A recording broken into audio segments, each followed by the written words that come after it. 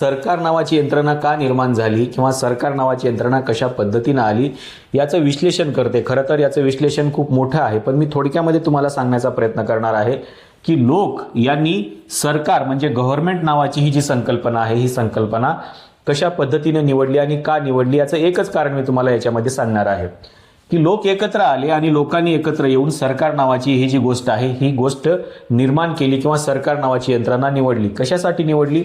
लोक एकत्र आले आणि त्यांनी जी काही पॉवर आहे ही पॉवर कोणाला दिली? या गव्हर्नमेंटला दिली किंवा त्यांनी जे काही लोक निवडलेले आहेत त्यांना दिली।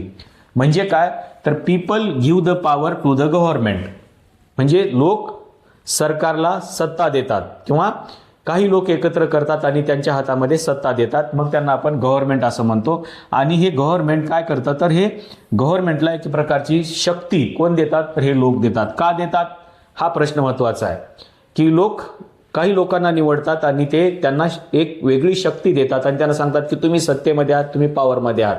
पण का पॉवरमध्ये आहात हे उत्तर खूप महत्त्वाचं आहे, कारण अनेक वेळेस हा प्रश्न अनेक परीक्षामध्ये विचारला गेलेला आहे।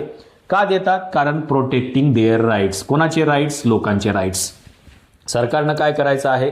लोक एकत्र येतील, ते सरकार निवडतील, सरकारला ते काही पॉवर देतील, अधिकार देतील। कशासाठी देतील? का देतील?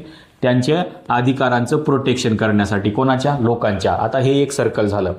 People give the power to the government for protecting their rights.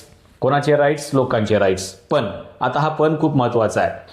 या पण नंतर काय होतं, जर समजा लोकांनी दिलेली जी पॉवर आहे, जी सत्ता आहे, या पॉवरचा जर मिसयूज केला जात असेल कोणाकडून? गव्हर्नमेंटकडून। जर लोकांनी दिलेल्या पॉवरचा हा गव्हर्नमेंट मिसयूज करत असेल तर लोक काय करतील? लोक रिप्लेस द गव्हर्नमेंट, लोक हे सरकार बदलतील। म्हणजे हे चक्र थोडंसं समजून घेतलं आपल्या लक्षात येईल की people give the power to the government for protecting their rights, हे एक चक्र आहे। कोणाचे राईट्स? लोकांचे। पण लोकांच्या मूलभूत अधिकाराचं जर प्रोटेक्शन होत नसेल तर हेच लोक काय करतील? जर समजा या गव्हर्नमेंटने त्यांना दिलेल्या शक्तीचा जर मिसयूज केला आणि ते जर लोकांच्या अधिकारांचं प्रोटेक्शन करत नसेल तर लोक काय करतील? समजा गव्हर्नमेंटने मिसयूज केला, government misuse the power, then people replace the government. म्हणजे लोक काय करतील? हे सरकार बदलतील। आणि म्हणून आपल्याकडे दर 5 वर्षाला निवडणुका होतात। याचं कारण एवढंच आहे की तुम्ही निवडलेलं जे सरकार आहे हे सरकार जर तुमच्या मूलभूत अधिकाराचं संरक्षण करू शकत नसेल, कारण त्याची जबाबदारी मूलभूत काय आहे तर तीच आहे की त्यांनी लोकांच्या मूलभूत अधिकाराचं प्रोटेक्शन करायचं आहे। पण ते जर लोकांच्या मूलभूत अधिकाराचं प्रोटेक्शन करत नसेल तर मग लोक काय करतील? ते गव्हर्नमेंट 5 वर्षाने बदलतील किंवा आम्ही दिलेल्या पॉवरचा तुम्ही मिसयूज केलेला आहे, त्याच्यामुळे आता तुम्हाला पुढच्या 5 वर्षामध्ये आम्ही निवडून देणार नाही।